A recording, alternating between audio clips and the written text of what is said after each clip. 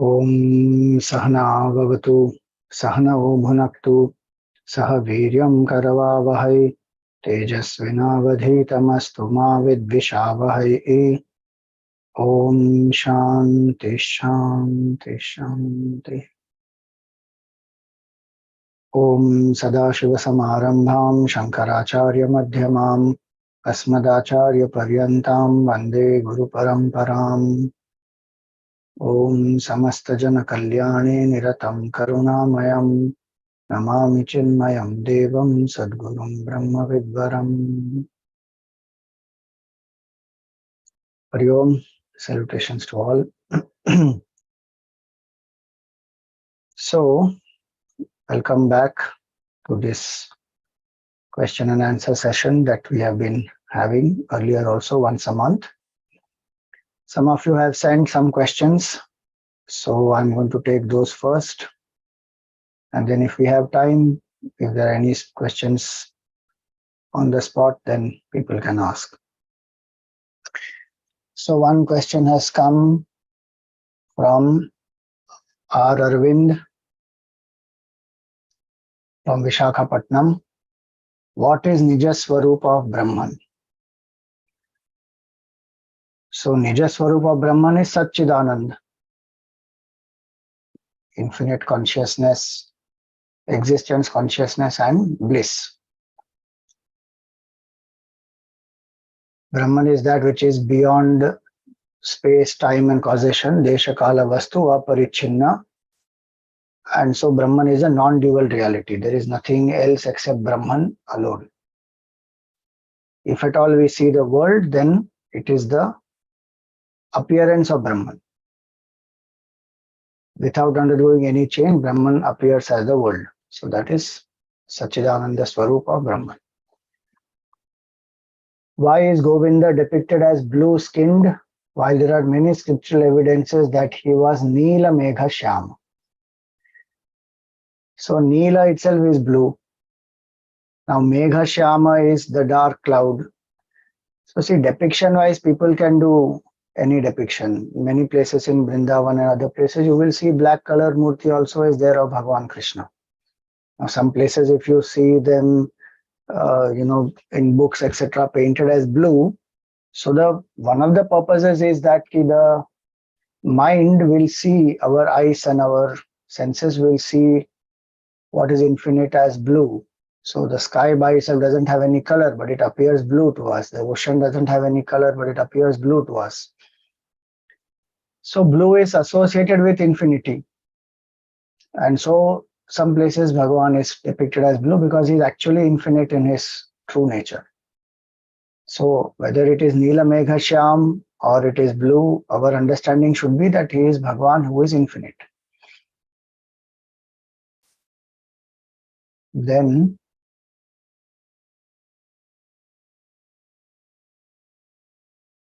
you were one of the few brahmacharis ordained by Gurudev Swami Chinmayananda. Please share an anecdote where he has given you the knowledge of the highest by taking simple examples from everyday life. First of all, I was not ordained by Gurudev as a brahmachari diksha. I was in Balvihar that time when Gurudev took Mahasamadhi. Not Balvihar, I was in my 10th standard actually, when 1993 when Gurudev took the Mahasamadhi. So there is no, first of all, knowledge of the highest, giving simple examples from daily life, that can only be analogies. But he has not given directly anything like that to me. We have heard Gurudev from childhood, various Gita talks and many other lectures. So that way association has been there. Gurudev has given some prizes which I had won, so I got some prizes from him. Otherwise, I have heard Gurudev in his Gita talks, heard of various chapters of the Gita. And there are no individual instances where he gave separate knowledge to me. When he came to Bhiksha to our house, for Bhiksha to our house, around 89 or around 90, 1990. So that time when Gurudev finished the Bhiksha, all of us were going, and he was going, all of us were prostrating. So when I prostrated, he gave a big tap on my back and he said, Namaskar nahi chalega, study well. So that personally, that much is his instruction to me. So I followed his instruction. I am studying and continue to study. So that. Okay, next Malaji has sent some questions. The term upadhi has been explained in different ways. One is it is conditioning or limiting the unlimited, like the akash due to upadhi is ghatakash, mathakash, etc. This I can understand. The other meaning, where the example of a crystal and a blue cloth is given, where the cloth lends its quality to crystal. In this example, the cloth has an intrinsic quality of color blue. But when the body is compared to the cloth, how can body lend anything, and that also to Brahman, from which it borrows everything? My confusion arises from the word lend. So the point here is, body is, first of all, the need to explain this arises because there is a duality. Point one. Point two, that the example of the crystal and the cloth, the word lend, so cloth is not lending anything to the crystal. Crystal has a property whereby it will reflect. So if something is nearby, it will reflect. So cloth is kept there, so it is reflecting. We, in language, we say that, okay, cloth is lent its blueness to the crystal. But cloth is not lending anything. So that's a limitation of words and language. Three, if we understand the example of Brahman and body there, coming close to each other, in the sense, of course, Brahman is that from which the body takes everything, in the sense that the existence of the body itself is because of Brahman. Brahman is that which lends so-called existence. So again, there's lend is limitation of language. So Brahman as though lends the existence to the body. What does body lend to Brahman? In the sense, body makes Brahman, which is infinite, appear as finite. See, this example comes because of that iron and fireball example. Iron and fireball, when they come close to each other, this iron, which is cold, which is dark, which is round, and fire, which is hot, which is bright, which is formless, if this iron and fireball come together, then this iron will appear as hot. Fire will appear as round. Iron is not hot, fire is not round. Iron is heavy, fire is not. But this is Anyonya Adhyasa. In Vedanta, we say Anyonya Adhyasa. Adhyasa only means mutual superimposition. Anyonya is mutual. There is only superimposition. There is no actual becoming, or there is no actual transformation. So if you separate that, the fire and iron ball will come back to their natural states. If they are in association, then there is a mutual superimposition, which is not real transformation. It's only an appearance. Adhyasa it is. So body which is inert appears sentient. Atma or Brahman, which is infinite, appears finite. That is the mutual superimposition that has happened. That's all is the meaning. That this lending word is only like it is a limitation of language. Nobody is lending anything to anybody actually. In the proximity, it appears like that. Bas.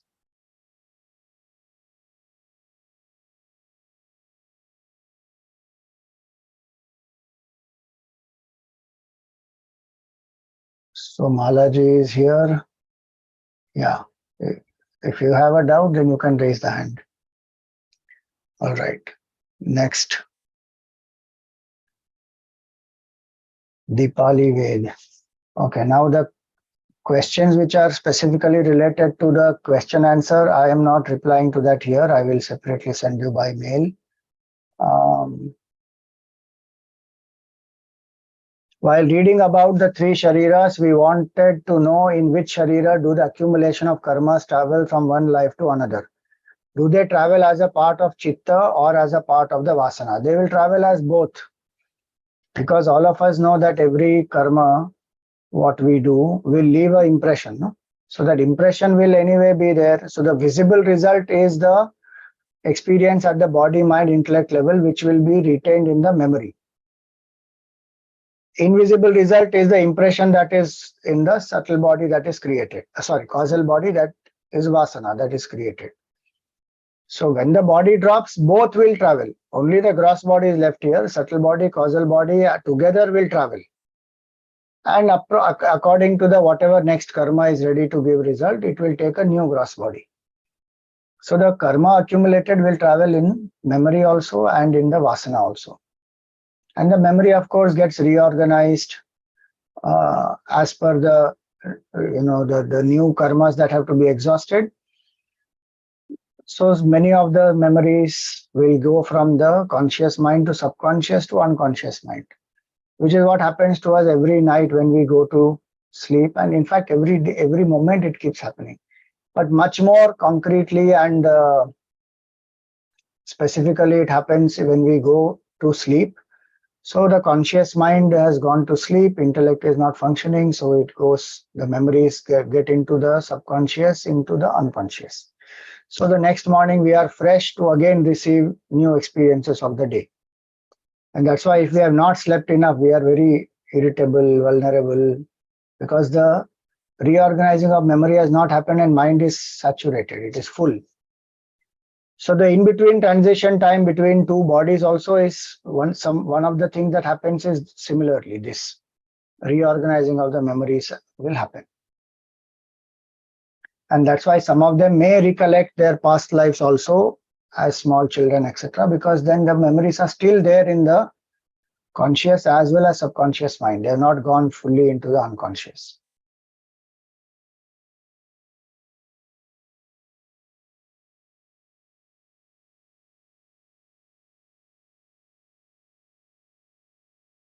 From BMI perspective, why are we considered as mithya and not considered as asat? See, if it is considered as asat, then there is no discussion. No? Asat means does not exist. So where is the discussion? From whom? From asat standpoint, if you see, Brahman alone is there. There is nothing else. Brahman is sat. Means it alone exists. Everything else is asat. It does not exist. That's the highest standpoint. Ajatavada it is, where Brahman alone is no creation, no creator, no creation, no creature, nothing. So obviously the question does not arise then. So if there is a BMI that we are seeing, there are only two choices. Either it is real or it is illusory, because it can't be non-existent and I am seeing it. It's not possible. If I am seeing it, even though it is non-existent, that means it's an illusion. Whatever is not existent I am seeing is an illusion, right? If I see the water in the desert, the mirage, technically it is non-existent, but if I am seeing it, then what will be told? That it is illusory. So it has to be illusory from that standpoint.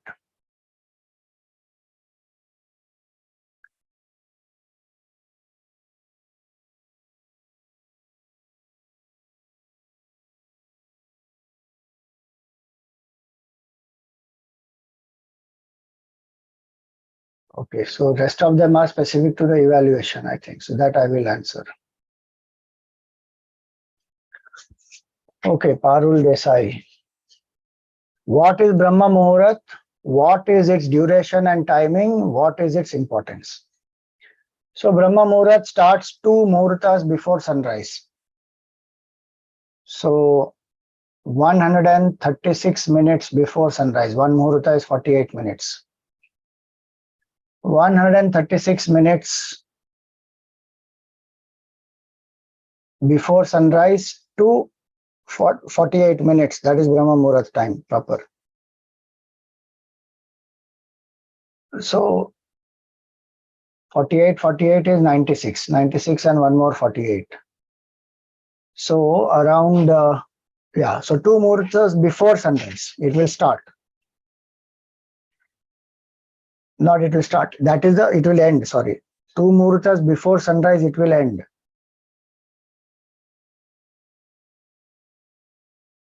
So suppose 6:30 is the sunrise, 136 minutes before 6:30. So what will it be? So 6:30, go back 2 hours, 16 minutes. So 4:30 and 16 minutes before that. So 4:14. So Brahma Muhurat will start at 4:14. And it will go on up to 48 minutes more. That's the exact Brahma Muhurat time.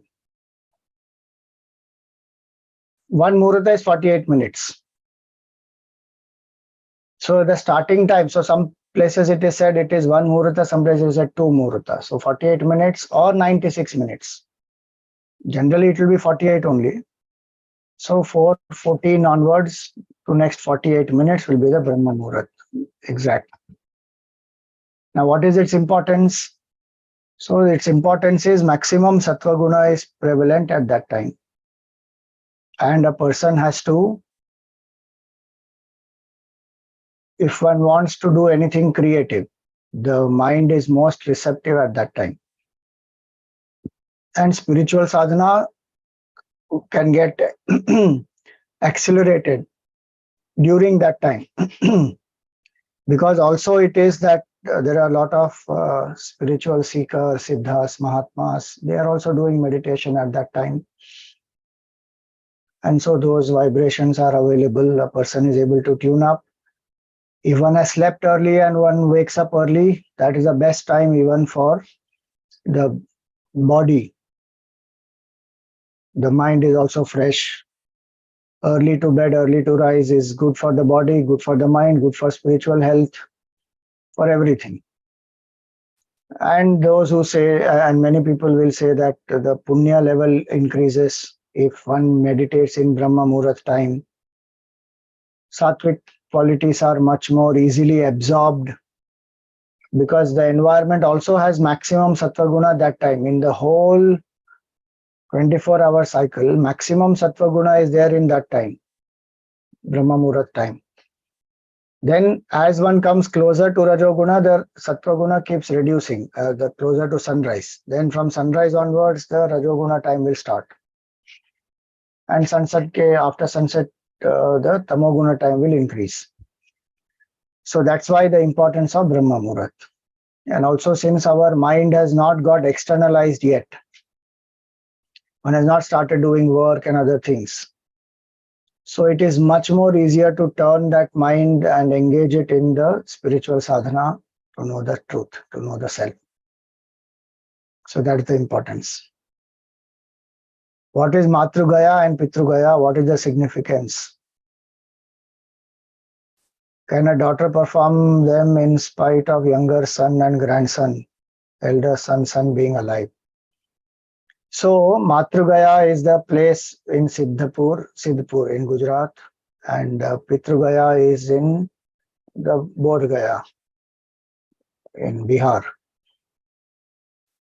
So the Shraddha of the mother side is done there, the father side is done there in Pitrugaya and Matrugaya, two different places. Significances are there in the scriptures of each place.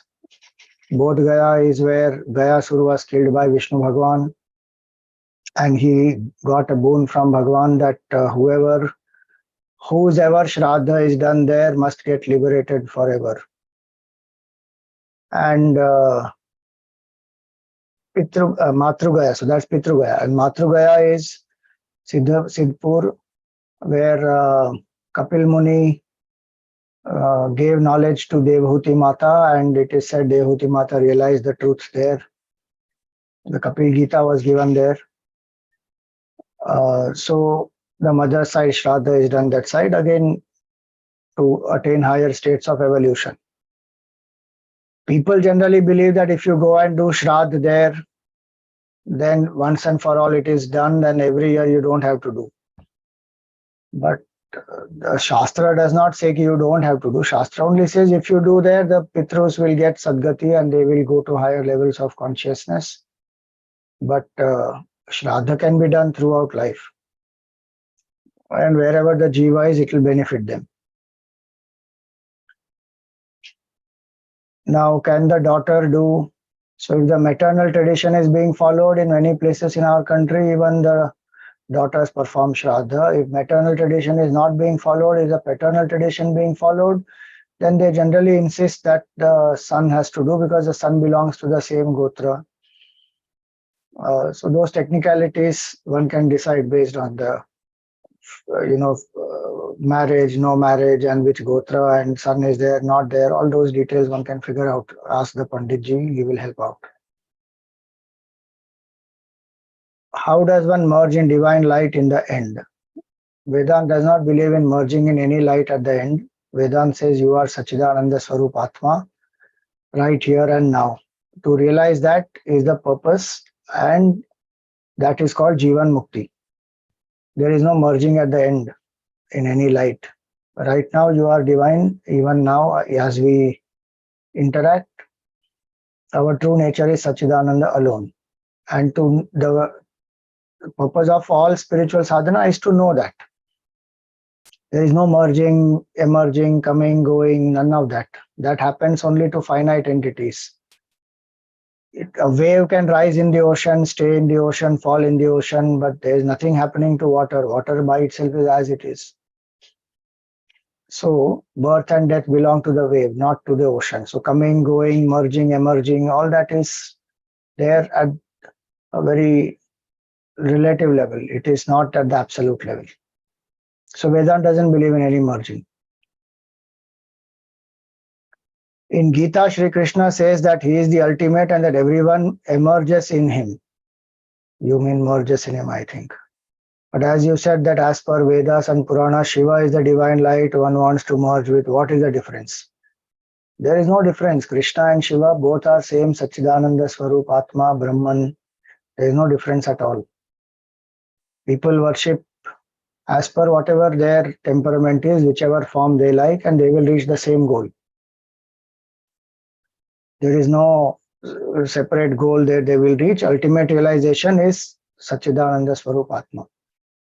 Before one comes to that, if there is a realization that has not happened, then one may go to the loka of the upasya. If that is what one wants, then one may go to the Kailas is the lok where Shivji resides, and Golok is where Krishna Bhagavan resides, and that is as per their upasana. One will go to different lokas, but again, that is not the ultimate mukti.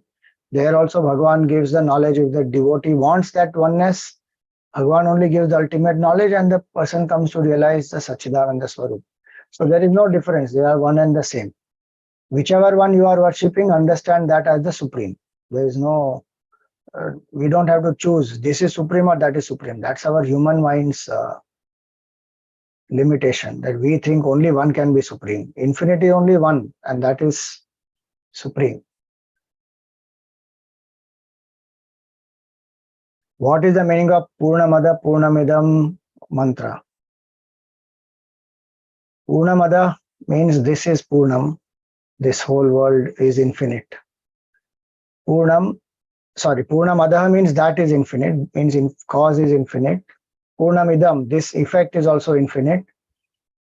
From where this has come? Purnat Purnamudachyate. From that which is infinite, this which is infinite has appeared. Purnasya Purnamadaya. From this which is infinite, if you remove that which is infinite, infinity alone remains.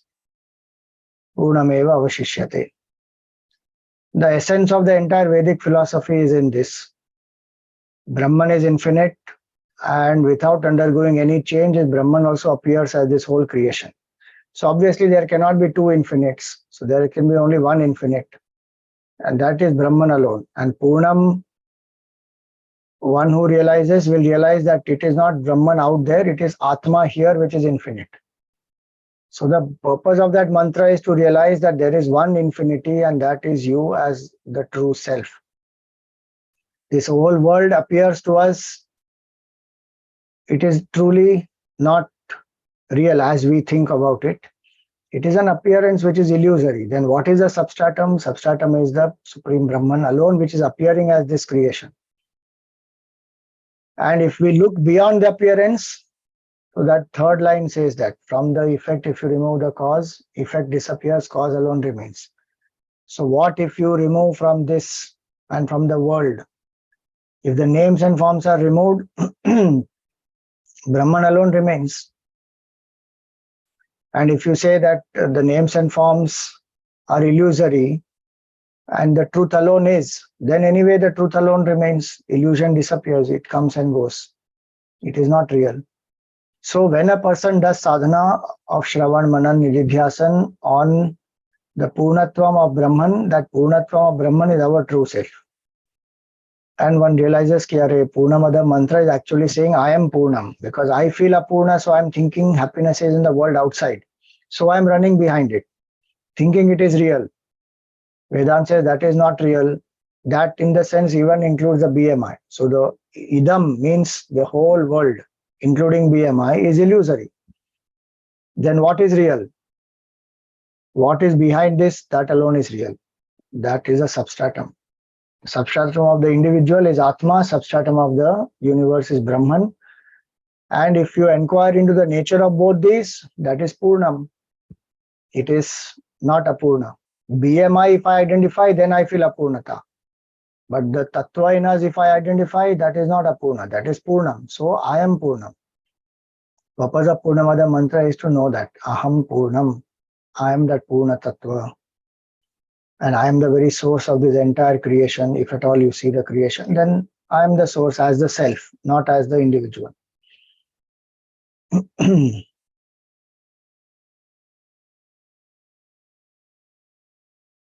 All right, so that is done. How to develop more devotion to reach the level of Prema Bhakti and Raga Bhakti. Now, I don't know what is your definition of Prema Bhakti and Raga Bhakti.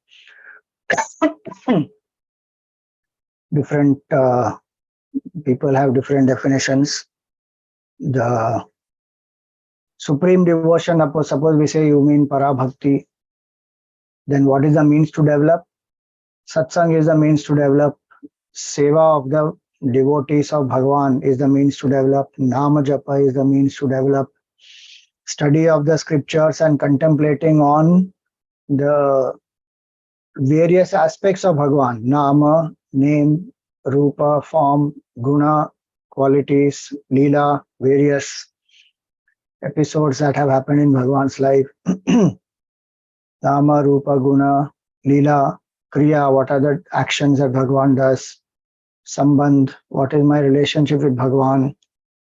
Dham, where Bhagavan lives. Abode, Dham it is, where Bhagavan lives. And Swarup. More I engage with 8 of these, any one of these 8 or any combination of these 8, the mind will develop more and more bhakti towards Bhagavan. Gratitude is another way to develop bhakti, to be thankful to Bhagavan for whatever Bhagavan has blessed us with, positive and challenges, everything. To feel grateful, to thank Bhagavan, to build a specific bond with Bhagavan and then channelize the emotions. Any of these will help to strengthen the bhakti bhav. And ultimately it is prayer. Pray to Bhagavan that please bless me with more Shraddha and Bhakti. It is by Kripa of Bhagavan, Anugraha of Bhagavan that this happens. All these, satsang also will come by grace of Bhagavan. Nama Japa one can do by grace of Bhagavan. Form of Bhagavan one meditates. All happens by grace of Bhagavan. So we have to do our Purusharth and also understand that it is not my Purusharth alone that is getting all this. It is actually Kripa of Bhagavan. Right.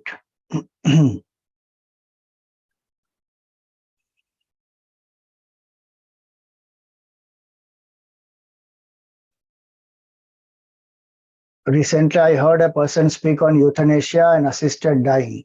He is a doctor who helps those who have a terminal illness and who wish to spare their families the pain and the exorbitant expenses of keeping them alive in a vegetative state. It is very difficult for any family member to make the decision to pull the plug off the medical apparatus, keeping their dear ones alive. My question is it okay for the individual to make a will by which he or she takes the decision that should he or she be in a vegetative incurable state, the family must discontinue all life-saving procedures? It is not legal in India, but some countries abroad have legalized euthanasia. Now, the question is it okay to write in the will? Now, that is your choice, that you can definitely write. There's nothing wrong in that. And as per the law of karma, we understand that whatever is the prarabdha the body has come to exhaust, it will exhaust. Sorry. So the body will not survive even with the heart and lung machine or whatever the medical apparatus is, if one tries to extend. And if one has to drop it, it will drop at the right time. It will go only when the karma is over. So with the heart and lung machine also, it can't be extended, and without it also, it may not die if it does not have to till its karma is exhausted. One may be in a vegetative state and it appears that there is no use of that, but that is our judgment. From karma standpoint, there may be some karmic things getting exhausted even in that vegetative state. Not only of that person, but the other people who are serving also. So as far as the will is concerned, nothing prevents one from writing that if I come into that state and you have to pull the, I don't extend my life through medical apparatus, you can leave the body to its prarabdha. So there is nothing wrong in that. Our culture does not say that you should not will. That's not a problem to will, to write it that way. Euthanasia by itself is not encouraged in the culture, because as I said, the prarabdha of the body, it has to go through, it will go through it. Nobody can prevent that. One may try as much as one can, even if it is made legal and whatever happens in some other countries. If that body has to live, it will live, no matter what. Circumstances will change, things will happen differently, that body will live. So once we understand the law of karma, we should know, okay, in my purushartha, right now, if I am willing this, okay, let the body not be sustained through artificial methods. You are willing it, that's all right, will it. No, nothing wrong in that. But also be ready to accept that whatever has to happen will happen as per prarabdha only. And so there is nothing to worry about. If in case even family has to take that call, if they understand law of karma, they will take the call. It is our purushartha, we have done whatever best we can. Now, if the person is not able to live without it, if we are pulling the plug, there is no problem in that. There is nothing wrong in that. So they need not feel guilty actually. But if they have not done their best and then they compromise, then anyway karmic consequences will come to them also. So understanding law of karma, then there should not be any confusion after that. Okay, so now the questions that were sent are over. There are some questions which have come here. How to identify my Swadharma? So Swadharma, see, as a young person, how to identify Swadharma is very different. As someone who has grown up, what does one mean by Swadharma there? That has to be understood. If a young person is asking that question, it means that I want to choose which is my field or my profession. Then there are different things to do, different questions to ask, introspect, which even an elder can ask even at a whatever middle age or elderly age. But sometimes the answers don't come very clearly. One has to persist. So what are the questions?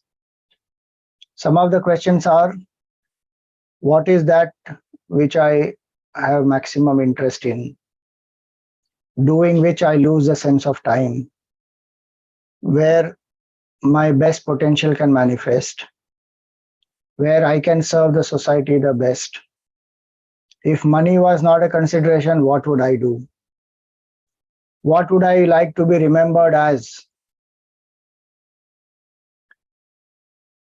When I become old, if I look back, would I feel that I lived a life of purpose, doing what I really loved? Or will I have a regret? What do I enjoy the maximum? Which is the field which I love the most? Like that, there are many questions that one can ask. Then one will identify what is it that I wanted to become when I was a child, then when I was a teenager, then when I was a youngster. So there may be some common thread you can find in some of these, because when we are young, our mind is uninhibited by many social conditionings. And possibilities are, of course, there is ignorance also at that time. One doesn't know many options also, but possibilities are that many times the mind has much more clarity in childhood. Ki, this is what I want to become. Then, as one grows, various conditionings and thought processes change. So one may have forgotten that. And one may have got carried away by some other thought process. So there is a possibility that one can introspect that what was I wanting to be when I was a child, then when I was a teenager, then when I was a youngster, then young adult. That way, if you introspect, there may be some common link one may find. This is proper psychological tool also which is available. So that's how one finds what is my Swadharma. And if these are difficult questions to answer, or there is no proper clarity one is getting directly through these questions, then one has to explore and observe. Explore different fields and then observe where does the mind have more tendency to get absorbed, which it likes, which it wants to engage. Then that is the Swadharma. A person born or dies in Adhik Maas gets any special grace of Bhagwan. I have to actually see the scripture if it says anything about death as far as Adhik Maas is concerned. Sadhanas have Adhikasya Adhikam Phalam, that one knows. I have not come across very clearly about death as far as whatever I have read, limited things. But from what I understand, if the person has lived a sadhana my life and one remembers Bhagwan, best is going to happen to that person. Grace of Bhagwan is on all of us. There is no dearth of that, just that we don't recognize it. So our mind forgets Bhagwan and then suddenly wants some special grace because of some special considerations or some special conditions. But spiritual field doesn't work like that. Spiritual field is life is a continuity. So even if you see in the Gita when Bhagwan says Antakale cha mameva, you remember me even at the time of death, then you will come to me. But people don't understand the importance of that alphabet cha there. So they think that, oh, if I remember Bhagwan at the last minute of death, then I will go and become one with him. It is not said like that. It is said that even at the time of death, meaning through the life and at the time of death, if you remember me, you will become one with me. So life is a continuity. Grace of Bhagwan is there continuously on all of us.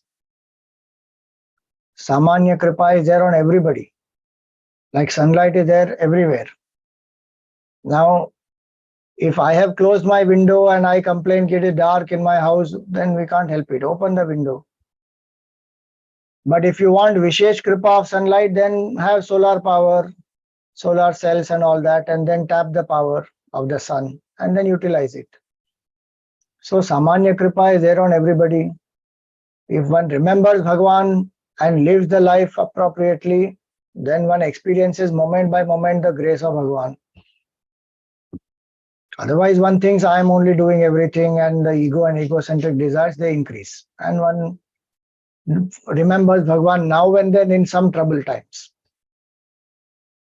But the devotee is one who will remember always, as much as one can. So through daily sadhana, through karma yoga attitude, through surrender, through acceptance of results, one will keep on experiencing the grace of Bhagwan. Then one doesn't need a special grace of Bhagwan to happen in some special month, in a special condition, nothing.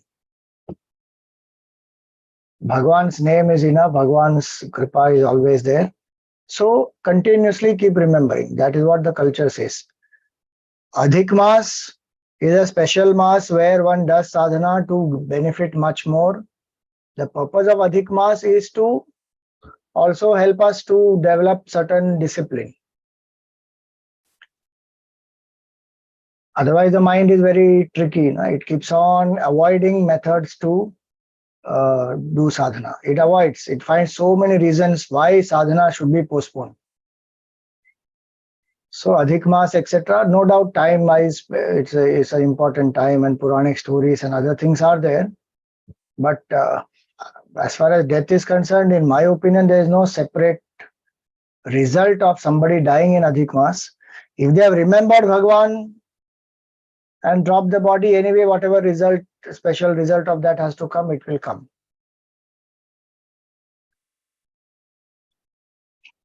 All right, so these are the questions that were sent and which were shared here on the chat. If anybody has any other questions, you can raise your hand and then we will take them.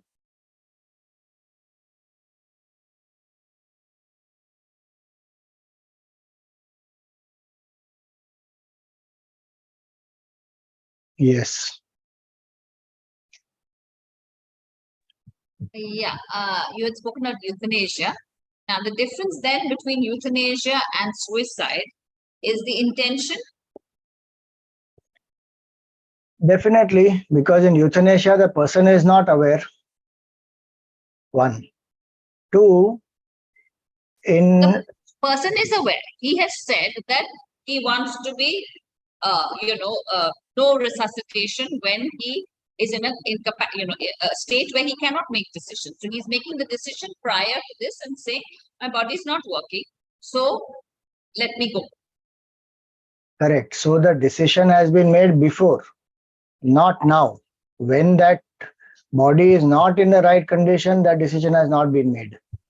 If the body comes into that state, then you ensure that it is not prolonged. That decision has been made earlier, right?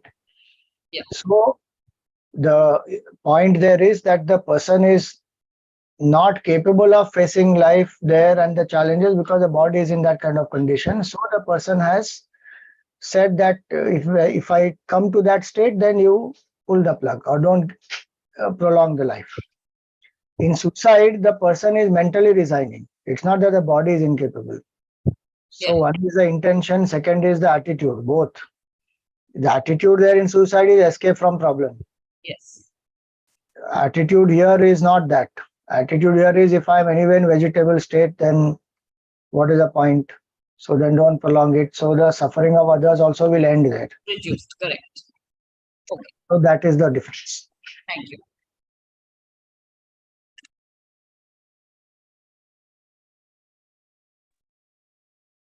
Hariom Swamiji. Swamiji, I had a question about how the karmas ripen, or how will they give the result, in which order?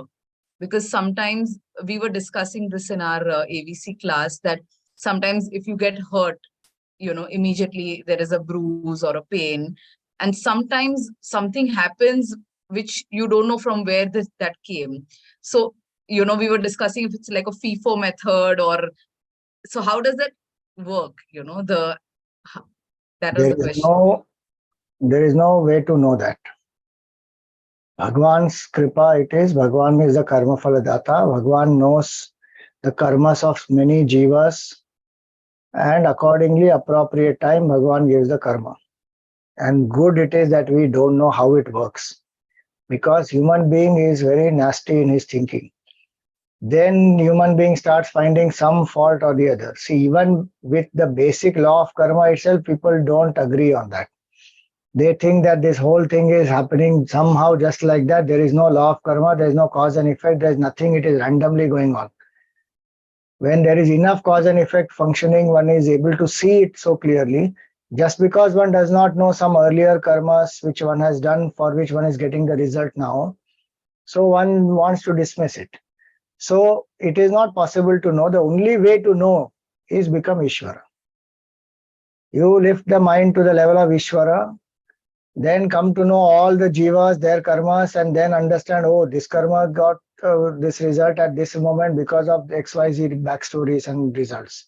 I mean, karmas. That's the only way to know. There's no other method to know which karma will give result when. That's why Bhagavan is a karma phala data. We have to have Shraddha there, ki at the right time the result is coming, because there are so many variable factors to take into account before a result comes. And Bhagavan knows those variable factors, and Bhagavan knows which jiva has to come together with which jiva for how much time and when that result has to be given. All that Bhagavan only knows. So best is not to go into that at all. There is no systematic method whereby one will know, okay, these karmas will give results first, and then these karmas will give after that, and these will give last. It is not available like that. Bhagavan only will give some karmas who come as though immediately, some karmas after some months, some karmas will come after some years, some will come after many lives also. Now, which life, what karma gives result, nobody knows. Swamiji, just a follow-up question is, do our scriptures talk about how the vasanas get exhausted? I mean, one is to detach the non-identification, and is there anything else as well spoken Every about? minute what is happening is vasana exhaustion only. Now what else is happening? As Every in, which will will not result in, you know, impossibility. How can a vasana not give a result? It's like saying cause will not give birth to an effect. It will not happen like that. Every vasana will manifest unless they are completely burnt away by the fire of knowledge, where we say in the Gita, it is said, Jnanagni dagdha karmanam tamahu panditam budhaha. One whose karmas, which means a sanchit karma, which is the unmanifest vasanas, if they get burnt with the fire of knowledge, only that person has become free. Till then, every vasana will give a result. Vasanas also are of sattvic, rajasic, tamasic type. So each vasana will fructify as what?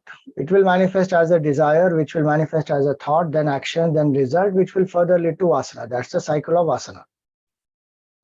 And obviously in one body we can't exhaust all the karmas, so we keep taking new bodies, new desires also arise on the way. So our vasana bundle keeps on increasing. So there is no way to circumvent this process and to feel that some vasanas will not give result. It will not happen. Then why would that vasana get created? A vasana is got created because there is a selfish desire in the heart somewhere. Ego and egocentric desires create the vasanas. And they are created because some karma I went through, which I liked, and then I created an impression that I want this further. So a vasana will be created. So the intention with which it has been put inside in the causal body is that it needs to manifest. So it will manifest. So there is no vasana which will not manifest. Only when it will manifest, one doesn't know.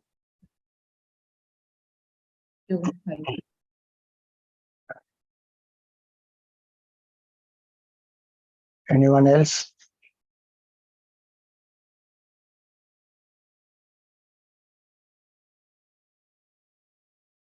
All right. Thank you, everyone. We shall meet again next month.